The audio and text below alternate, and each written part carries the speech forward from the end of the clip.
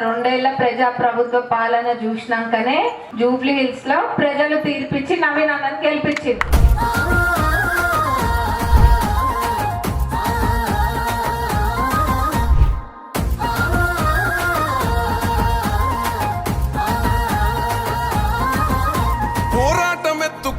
ప్రతి గుండెకు నువ్వు జెండై అలుపన్న జరగకుండా అనునిత్యం